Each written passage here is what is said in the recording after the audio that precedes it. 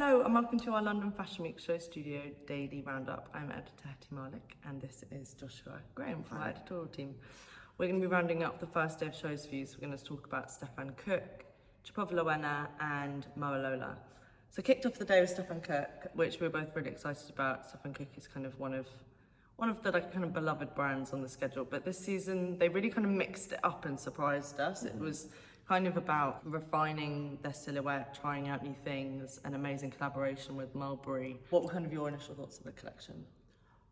And why do you love Stefan Cooke? I loved it. I thought it was really beautiful. I think the ideas there and the references there were done in such a distinct way. It really felt like it was proposing something new for menswear. It was really pushing menswear in a direction that I want to see more menswear designers go. It feels really rare, especially in today's fashion climate, that we see new and original kind of ideas. And it felt like an original proposal, kind of the opening looks with these big kind of poncho capes. And not that the poncho is anything new, but it felt like a new kind of menswear proposal for now, especially in the context of Stefan Cooke. Stefan and Jake were kind of looking at the idea of kind of American football as well. There was this kind of quarterback silhouette done with this beautiful kind of drapery across the body and also these kind of slashes across the body. So what's the word I'm looking for when you wear a sash? There we go. It was a really interesting proposal for kind of looking at different ways of, I thought it was interesting having those references, but how they completely warped that into their own language. Like it was such an exercise in good design and clever design. And really asking us to kind of rethink what the masculine silhouette is. A real standout for me were those opening A-line, almost knitted shift dresses with the sashes. But I immediately thought of like 1920s men's swimwear, which at that point was the height of masculinity, but now it feels like so feminine. And they really bridged, I think, these gendered dichotomies in a way that felt incredibly modern and very refreshing. I think also the Mulberry collaboration, so they reworked 27 styles from Mulberry's kind of archive as part of kind of a new pre-loved pop-up that they're doing. But I think the fact that, you know, Stefan Cooke has been around since like 2018 kind of as an official brand, and the fact that they've done this collaboration is such a kind of sign of how they've already got these signatures, kind of the bow, the kind of diamond slash, the braiding, and the way that was applied to the bags was, I think, also a sign of why this season they were able to rethink their own signatures. They've got these kind of staples, but then they were able to rethink their silhouette and do these new proposals because they're in a place where they've got that kind of cemented groundwork. It was very clever to see those kind of distinguished codes and motifs on these Mulberry bags and letting the garments go in a really refreshing new direction. Yeah, for sure.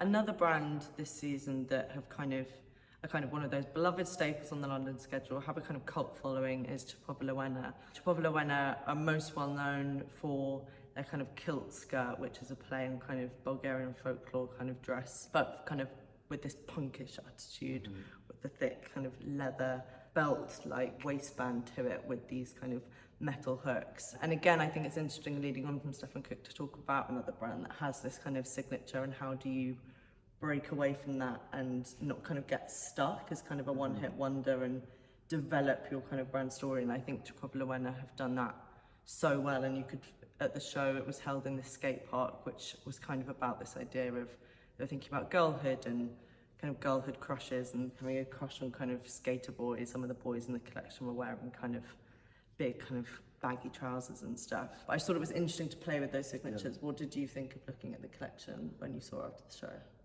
I thought it was a really great kind of refinement for Chopova Lowena, and that, like you said, they have created these codes that are instantly recognizable, but then how do you kind of one-up that, or how do you continue this journey? And it was really, for me, the fusing of punk and like early 2000s skate culture and the romantics. And they did it in such a way that was so seamless that, again, it just felt, it felt like how people want to dress today. It's dressed up, it's fun. There's a real excitement, I think, to Chopova Lowena. There's a real excitement seeing their collections and imagining how you want to wear it, where you're going to wear it.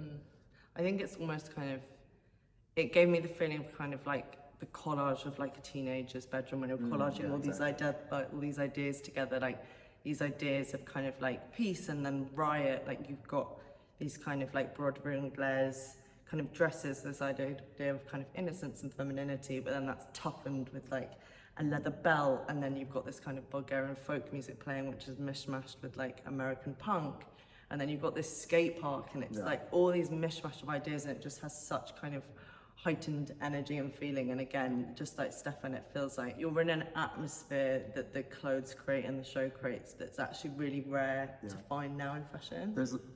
Both shows, I think, were really optimistic about fashion and where they want to see fashion go, and where I think their fan base wants to see fashion go. It isn't kind of limiting their design to really easy questions of, well, what do people want right now?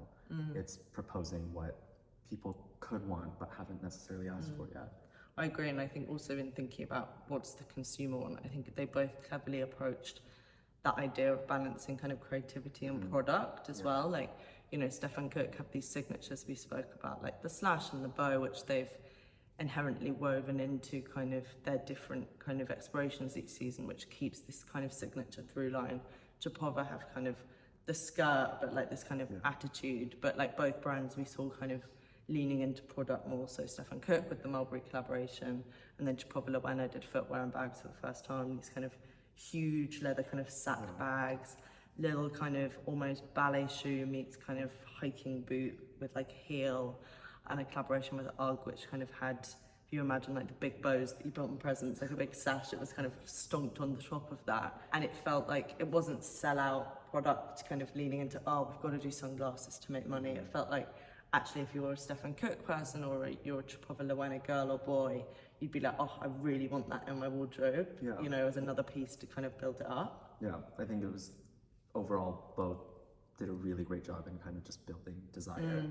Totally. You were at the Mowalola show while I was at Chopova. Yes. So I want to hear all about Mowalola because. So Mowalola was held at the Beams, which is a venue right by London City Airport, which is just under an hour outside of Central, which is really fun to get to. Just made it, didn't you? Yeah, and I just made it. It was called Crash, the collection, and it was named that after David Cronenberg's erotic thriller, which I feel is apt considering Mowalola's work is both erotic and thrilling. It opened with Arena Shake in this like skin-tight halter dress that's become really a Mowalola signature. And I thought these explorations of evening wear and club wear that are always really exciting for Mowalola, there's a real charged sexuality to it. That dress was also done in her signature painted leathers.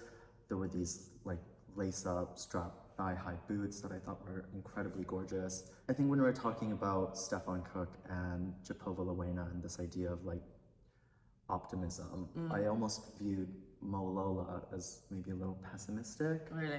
In between all of this kind of like sexed up energy, there was also her almost ironic take and I want to call it cringe culture t-shirts. So like one of the shirts, which was like a conjoined twin look, because I saw that. which I didn't really understand.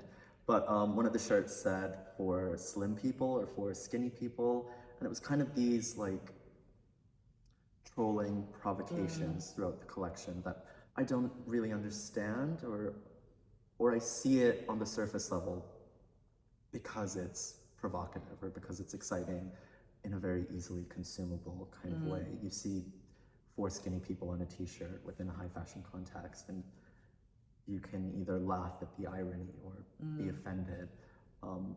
Her crowd obviously laughs at the irony because a lot of the crowd was fans of Mowalola, obviously, because I think there were far less actual industry editors and stylists. Because you said it was like mayhem to get in it, so it was like crowds of people. But with that being said, it was like 1,000 people there. Really? It was incredibly crowded. Kanye was there, front row. And the applause at the end, this like roar was incredible. She obviously is tapping into this community and this customer that sees her work and really connects with it. Do I necessarily connect with it? No, because I don't know what the intent is. I don't know why the need to provoke or what the provocation's for. One of the designs, there were a lot of flags painted on big bags and mini skirts. And one of them had the Saudi flag on it, which has script from the Quran, which you're not supposed to print, and it's actually caused quite an uproar on social media from Muslims around the world. And that, on top of the kind of irony, and is that a provocation? And if so, what's the end goal with this? The soundtrack also had intermittently Donald Trump's voice going, China, China. And again, it just really felt like it was veering into this internet edgelord, kind of nihilistic for the sake of being nihilistic, calling out hypocrisy, but also engaging with it. That I think it's quite simple. I don't think it really says anything. I think that's interesting, especially after, I think they're three very different brands that we're speaking about, and I don't want to compare and contrast, but I think it's interesting because we're thinking a lot about designers' relationship to their kind of cult community and product. I think Mowalola definitely has that cult community, but I think it's interesting to talk about what happened last night in terms of kind of, is there a gap between just causing kind of an internet moment and like provoking conversation, although we're not sure what that conversation's meant to like come to, and then actually why fashion, why clothes, what's actually coming out the other end of that? Yeah, because when I look at this collection, I think, and I've always really thought this with Mowalola's designs, that I think the tailoring can be really interesting. I think her work with leather is really interesting. I think what she does is very sexy and well made as well. Made. This collection in particular felt very, I mean, graphics have always been a really big part of her brand and her business. But seeing a very young crowd like love everything they were seeing and love being part of the show and engaging with it, I do see them consuming these shirts with these interesting messages that mean something but don't really mean anything. Okay, interesting. I have to give it to her for tapping into this crowd, for cultivating this crowd. What they have to say is up in the air. Well, we'll see. Yeah, we'll see. Thanks for joining, and we'll be back with more London Review soon. Bye.